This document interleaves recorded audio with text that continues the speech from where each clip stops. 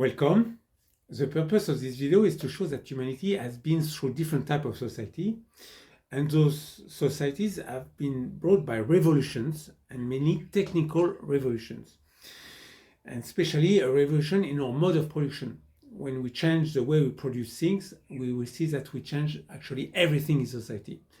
We access new level of energy, new form of energy. It will be also a revolution in the communication, in the transport, and of course, in the political, economic, and social domain.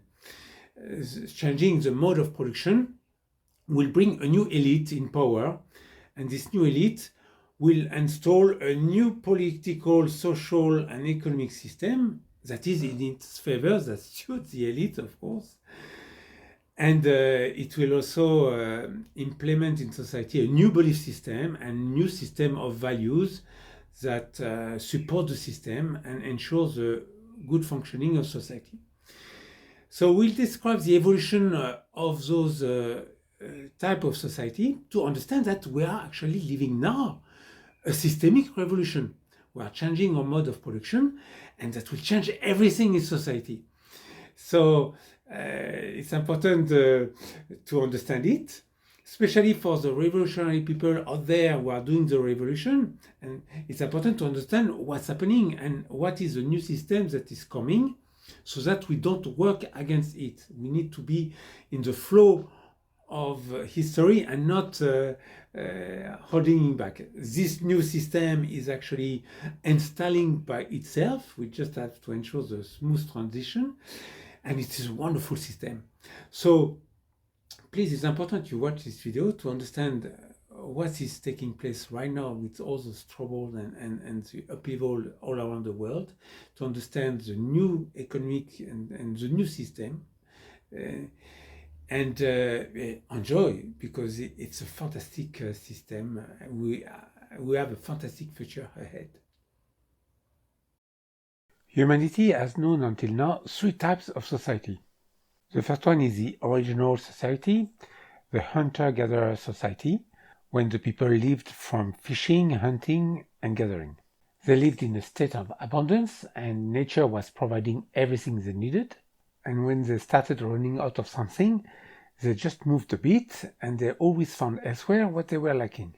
They were nomads who were moving around a big enough territory to provide for everything they needed.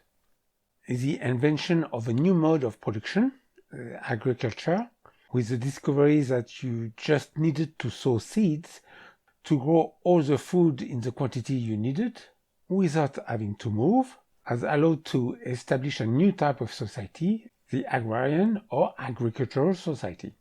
And of course, it is the invention of the steam engine which has allowed a new mode of production by accessing new forms of energy, that has allowed a new type of society, the industrial society.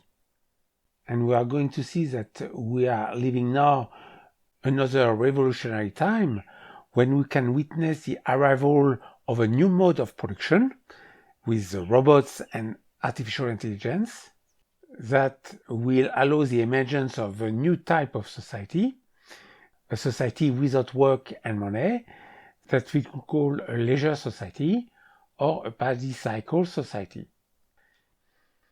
If the mode of production is what defines a type of society, we are going to see that the mode of production affects also all the other areas of society.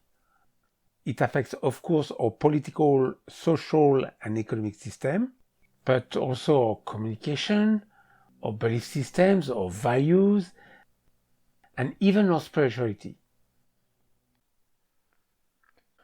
The mode of production of the original society, it's nature that is producing everything.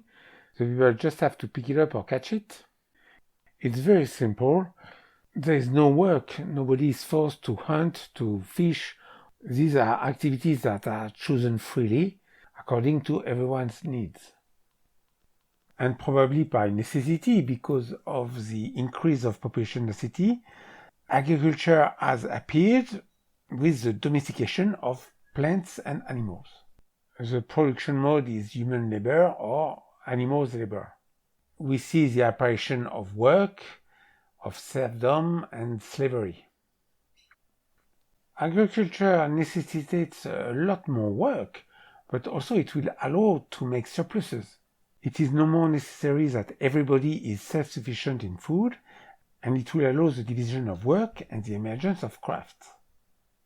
With the Industrial Revolution, the mode of production will change, and the machine will replace animals' labor and alleviate humans' labor. With the arrival of robots and automatization, human labor will completely disappear.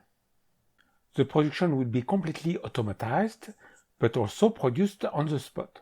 Thanks to 3D printing, which will also become biological, to allow a clean production that will allow the natural recycling of all the waste. All the qualities of materials that we need and we look for are already produced by nature. Qualities like resistance, conductivity, strength.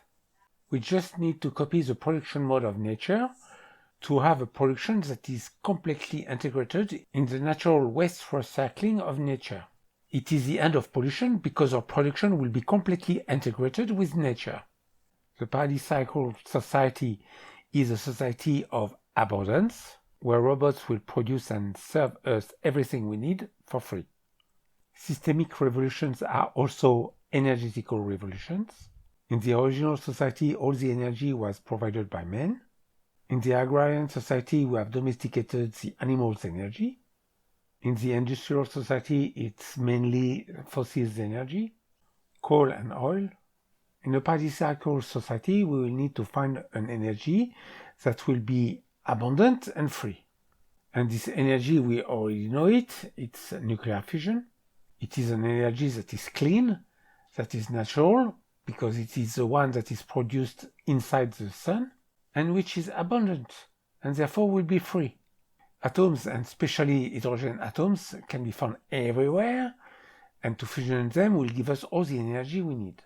This energy might already be mastered, but because it would challenge all the financial interests of the oil industry, something that could have been purposely delayed. In any case, we know that it is the energy of the future and the near future. The different types of society correspond to different levels of technology. The technological level of the original society is very basic. It is the bow and the spear for hunting and fishing. For the agrarian society, we needed to develop metallurgy because we needed to create tools to cultivate the soil, but also weapons to protect ourselves, to protect our territory and our fields, especially from the threat of the nomads that we called the barbarians, and who could see their territory shrink and their food supply taken away from them. The industrial society relies on the technology of the machine, the mechanics. It is a technology of extraction and transformation of matter to produce all the consumption goods that this society can generate.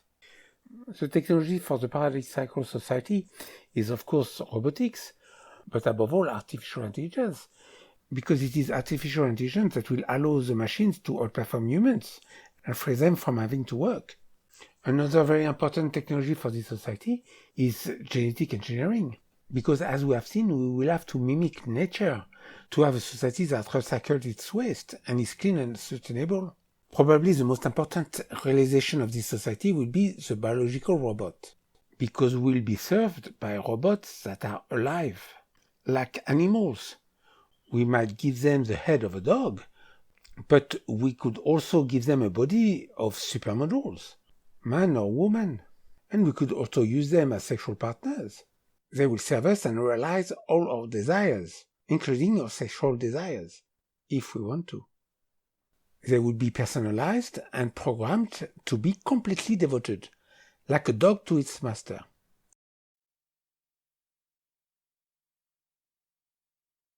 A systemic revolution is also a revolution in the systems of communication, in transportation, the transport of goods and people.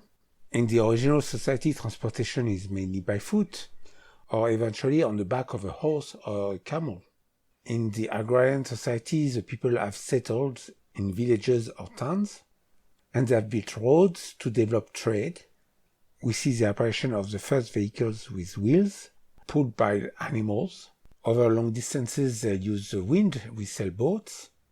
With the industrial society, transportation is mechanized, and we have cars, trains, and planes. And in the paradisical society, we have drones, vehicles that are completely automatized and smart. As for the communication of ideas, we started with communicating orally. Then in the agrarian society, we started to communicate by writing. And with the industrial society, we have the newspapers, the telephone, the radio, the television. In the paradisical society, the communication of ideas is instantly and everywhere. It's the internet. The internet that allows us to be linked individually, instantly, to everyone. And the internet will also expand to the objects with the Internet of Things, so that the whole society can be organized by an AI, so that men don't have to worry about anything. All the production, the distribution, and the maintenance of goods and services will be organized by the Internet of Things and will be completely automatized. We are now going to see that systemic revolution brings a lot of changes at the political, economical, and social level. For the original society, the system is tribalism. The means of exchanges is barter. Regarding the economic system, we can consider that the economic systems can be divided in two classes: systems that rely on the private property of the means of production, and systems that rely on the collective property of the means of production, collectivism. In tribalism, there is no private property, it's collectivism. Everyone is sharing everything. It is a society where people share the abundance that is provided by nature. The elite in power is the chief of the tribe. It varies between the strongest and the wisest, but it can be also a council of wise men or elders who guides and gives the directions for the tribe. It's a system without social classes. There is no property and not really privileges.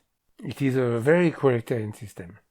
It is a system that offers a lot of freedom, because those who are in disagreement with the rules of the tribe, they could always leave the tribe and create their own tribe in another territory elsewhere. There were always places for that, until there is no more. When the density of a tribe rises, they have to increase their territory, and the tribes end up to be in conflict between each other. The tribes will start to endure scarcity. It will be the end of abundance. The solution to feed an increasing population will be to work the land. Therefore, they will settle down, they will create villages and towns, and most of all, introduce private property. The end of abundance will be the end of collectivism, where the means of production were shared. Nature by itself couldn't provide for everyone, so people had to grab a piece of land to work it and provide for their needs. The political economic system that will prevail is feudalism. Private property will introduce a lot of things. First, private property needs to be protected. Protected against stealing by introducing a judicial and penal system. And it needs to be protected against looting, against the nomadic tribes, the barbarians, who come regularly to loot the harvest. Towns and villages who created an army with a warlord to command this army and make the law are the ones which were the most successful and could survive the plunders of the barbarians. Therefore, the political power was entrusted to the warlord, to the lord, who also grabbed a large part of the territory for himself. It was the beginning of the big racketeering of history. I will give you protection, but in exchange, you will give me some of your freedom or some of your income, usually both. The Lord has enslaved part of his people to work his land, the serfs, and has raised taxes to pay for his army. The racket, I give you some protections against taxes, has progressively been institutionalized, with an administration, a judicial and penal system, and all the other components of a state. The surpluses of agriculture have made possible the division of work. the crafts, and the flourishing of trade. An easier means of exchange was necessary, money, and it was mainly coins of precious metal like gold and silver. Exchanges occur in towns and villages in what we call the marketplace, and it is a free competition between the buyers and the sellers that will define the sale price. It is what we call the free market. The privatization of the means of production, the land, has generated a social revolution and the appearance of social classes, with at the top the haves, the owners of the land, at the bottom the have-nots, the workers, the serfs and the slaves, and in the middle the class of the merchants and craftsmen. The arrival of the machine has upset this political-socio-economic system by bringing a new elite in power, the owners of the machines, and especially the owners of the machines that print the money, the bankers. Thanks to the invention of money as a form of IOUs, it was possible for the bankers to grab the monetary power and progressively all the other powers by starting revolutions to depose the monarchs or at least limit very much their powers, and by replacing them by governments made of representatives of the people who can be much more easily manipulated and controlled. The economic system that will prevail in the industrial society is capitalism. It is a system where the capitalists, the owners of the capital, the financiers, can grab the wealth that are the companies and corporations in a market that we call the financial market, where entrepreneurs will progressively sell them part of their companies to finance and develop their businesses. Capitalism relies on the privatization of the means of production and allows the richest to grab them. The social revolution brought by the machines has been the replacement at the top of the owners of the land by the owners of the machines, the financiers. And it's actually the machines that have ended slavery. It is not well-intended politicians, it is the productivity of the machines that have made possible the liberation of the slaves and the serfs. But the system is still a system of enslavement. We still have a relationship master-servant in the relationship employer-employee. The difference, we can choose our master. And the coercion, what will force the people to work every day for their master, it's the indebtedness. When we are in debt, we have no other choice than to work to pay back our debt. The system will organize the general indebtedness in two different ways.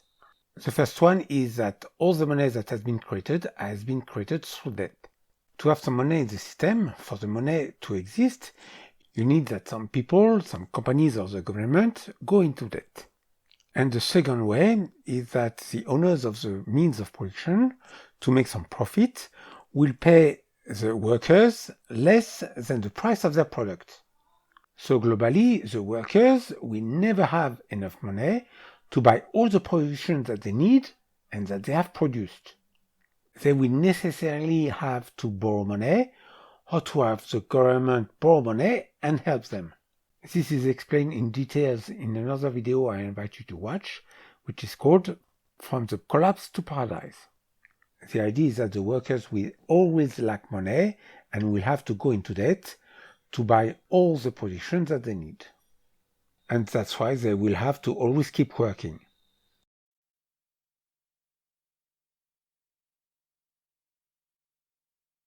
There is another economic system which has appeared as an alternative for the industrial society.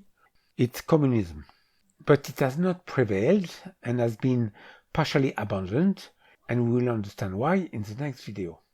Capitalism, like feudalism before it, will disappear with the arrival of a machine, the smart machine. Workers will be replaced by robots. They will lose their income and their purchasing power. And without purchasing power, there is no more consumption possible in a market economy. Therefore, it will collapse the market economy. A civilization which reaches the level of the smart machine will put in place an abundant society without work and money, which looks like a paradise. Why? Just because they can do it? And because to live in a paradise is the wish of every single individual.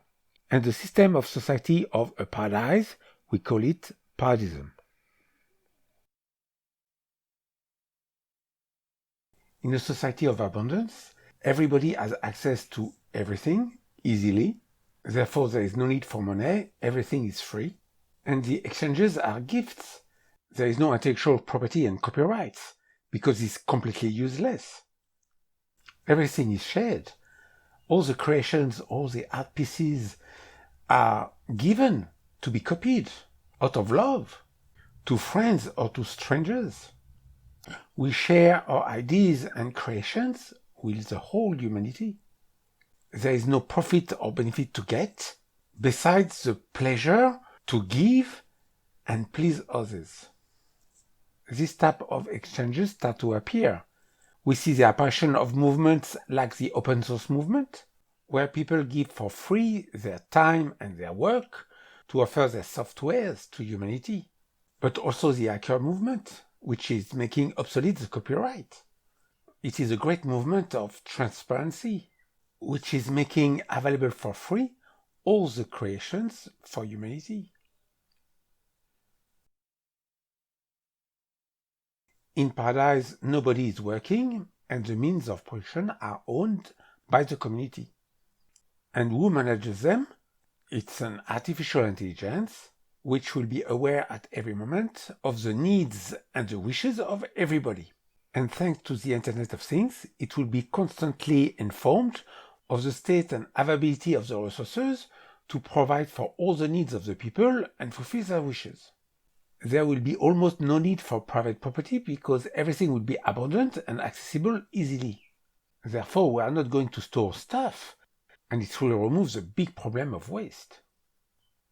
This AI will be supervised by a group of people who will be preselected scientifically for being the most intelligent, the most capable, the wisest, in one word, the geniuses of the geniuses, and who will be elected by those who will have been also scientifically selected to choose them. Humanity will decide of a scientific and objective method to choose the best among them to supervise the proper functioning of society. Paradism is a society with a social class. It's an egalitarian society because in a society of abundance there is no privation. Everything is accessible to everyone. To every type of society corresponds a particular belief system and values, but also a particular spirituality.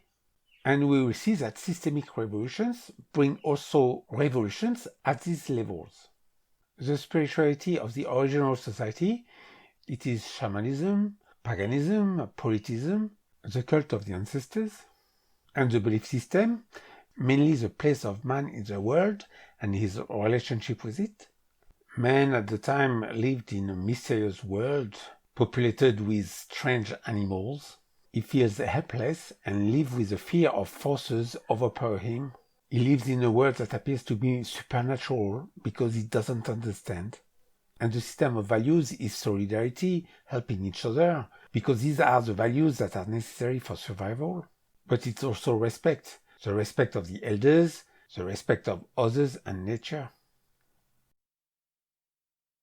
Under feudalism, the monotheist religions have emerged and have replaced progressively the tribal spiritualities. The necessity of the time was to unite the tribes and to submit them to the new authority, the feudal authority. The religion will allow the elites to exercise more power and control over the people and make them more obedient, fearful, and submissive. One is more easily submissive to one god than to many. And the rulers, the monarchs, will claim a divine legitimacy to better establish their power and control over their subjects. The monarch will place himself as the intermediary between God and the people to better submit them. The belief system and the place of man in the world, men live on a flat earth, and the sun turns around the earth. The man suffers the wrath of an almighty God, who watches over the earth and punishes the disobedience of men. The fundamental values of feudalism are honor, loyalty, bravery. We join the nobility by our loyalty and our bravery on the battlefield. What is important is to conquer, to unify, and to defend the territory. In the industrial society, the financial elite has suppressed or very much limited the power of the monarchs, but also the religious power. And we ended up with a type of society without spirituality, very individualistic, very materialistic. If we could define it, it would be the cult of oneself or the cult of money. As for the belief system, the Earth is no more the center of the universe, it is the Earth that turns around the sun. Man descended from the monkeys and appeared by accident without any reason or purpose. He survived by eliminating his competition, and that will be used as a justification for the predatory aspect of capitalism. With the theory of evolution and the natural selection by competition, we will be able to justify the competition of the market and the competition between individuals. We need to eliminate each other to survive and rise in society. And it will be possible to make the people accept a class system with its inequalities. It is a belief system that will replace religion to ensure the submission of the people to the new elites. To ensure its good functioning, the industrial society will define for itself new values, which are work, family, and country. Work because the system needs obedient workers to provide for the needs of society, and of course to the needs of the elite, the owners of the means of production. The family, because for the elite it is important to ensure the growth of the population. It is the growth of the population that will ensure the growth of consumption. A capitalist economy without consumption growth, it's an economy where the companies cannot increase their profits, and if the consumption starts to decrease, it becomes very difficult. Businesses go bankrupt, the purchasing power goes down, and the consumption decreases even more. It's a collapse and a crisis. So to ensure its good functioning and the profitability of its businesses, capitalism must ensure the consumption growth. And it can do that mainly through population growth. Therefore, it will promote more births and immigration. On top of that, the elites and the economy of the country are in competition with the other countries. The larger the population, the more powerful the country, economically and militarily. That's why the family, the country, as well as work, are the values the system will promote. And the people will be formatted so that they become the meaning of their life, and even their death. Their work and their family will be the goal of their life, and they will be ready to die for their country. We need to work hard for our family and our country. It is the financial success that matters. It is how you climb the social ladder. But the rules of the game are completely biased, because we keep people in the illusion that it is possible to work hard to reach the top of the social success. But actually only a very small minority can be accepted to the financial elite. For some to be able to live from their wealth and their rents, there must be a lot more of people who work more than they could have done to ensure the rents. People are encouraged to start their own business, and they are lured by a super luxury life. But it's like winning the lottery. For one winner, there are thousands more losers who have bought a ticket. The success rate is extremely low. But this possibility of success gives the illusion of freedom. It makes us believe that it is possible for anybody to climb the social ladder and reach the top. The entrepreneurs of the industrial society are like the soldiers of the feudal society who are accepted to knighthood and nobility by being noticed on the battlefield. But there needs to be a lot more of workers and serfs to support the lifestyle of the nobility.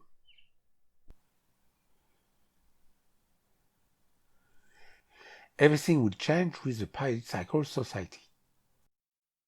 Spirituality is this feeling that we feel connected to something that is bigger than us, that is bigger than our mortal life, and that gives it a meaning. It can be a creator, but it can be also the universe or the essence of the universe, what composes the universe. And the spirituality of the Paradism society that is coming will be this feeling of oneness, to feel connected with everything, all things, with all life, with the universe, with infinity, large and small. As for our belief system, science will continue to make enormous progress, and we will understand all the mysteries of life and the mysteries of the universe. Of course, we will be able to prove that life exists on other planets, and we will be able to enter in contact with other extraterrestrial life. Not only we are going to recreate the forms of life that have disappeared, but we are also going to create new ones, more suited to our needs. But also, why not create life on other planets? The theory of evolution was unable to explain the apparition of life from non-life, and only intelligent design can explain the existence of the genetic code.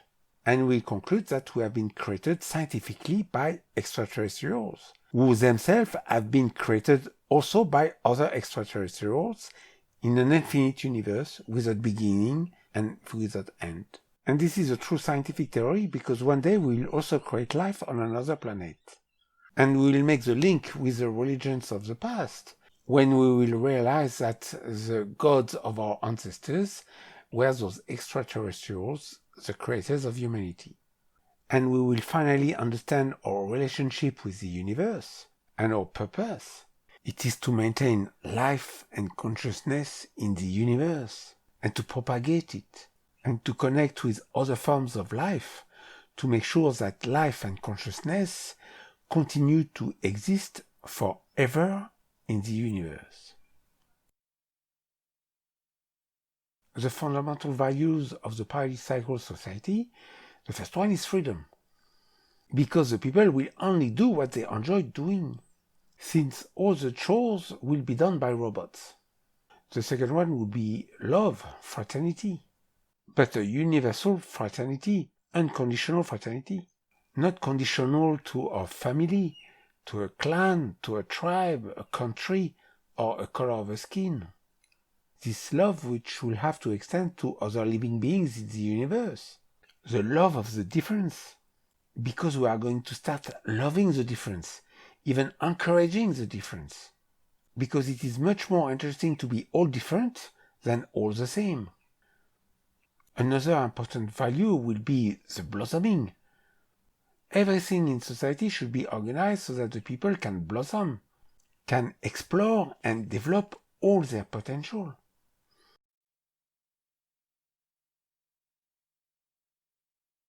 So we have seen that all those different types of society correspond to an evolution, a technological evolution, but also a spiritual evolution. And it was also an evolution of human groupings.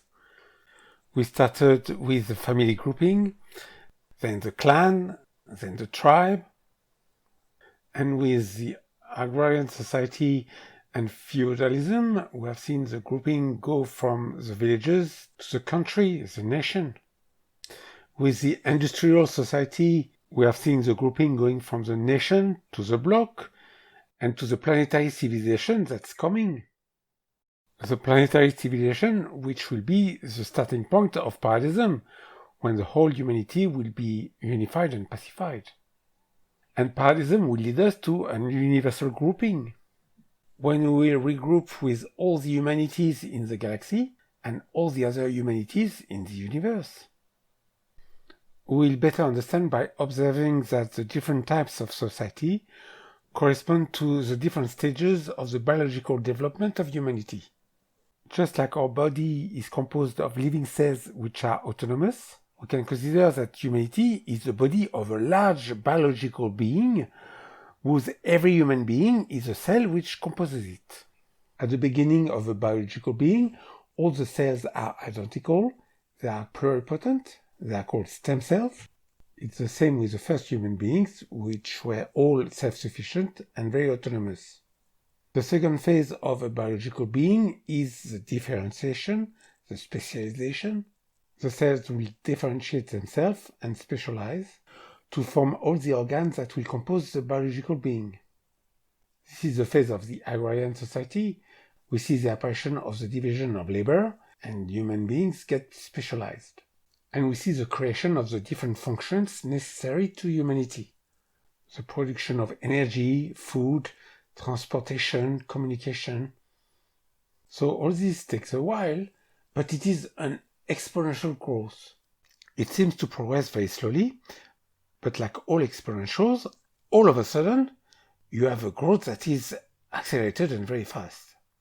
It is the last weeks of gestation, and it corresponds to the phase of development of the industrial society. It is a period of very fast growth, and the number of human beings will multiply until it reaches the optimum allowed by the dimensions of the planet. Everything suggests that we have already exceeded this optimum, and that we will have to limit the birth and reduce the population to access this society of abundance that we are all entitled to. There can only be abundance for everyone, only if it's sustainable for the planet. We will have to find out scientifically what is the optimum level for the population and develop the tools and the methods to reach it. When all the organs of the biological being are formed, and in particular the nervous system, the system that links all the different parts of the body and allows them to communicate between each other, it is the time of birth and the arrival in the world of the biological being. It is the arrival of artificial intelligence and the internet that will finalize the nervous system of humanity so that all the cells of humanity, human beings, can be in contact with each other, and that the whole body humanity can be completely integrated thanks to the creation of a planetary civilization, guided by a council of geniuses, which will be like the consciousness of this biological being that is humanity, and which will supervise and guide humanity in its future development. The consciousness is actually the last thing that develops in a biological being, and it will be what will guide its life.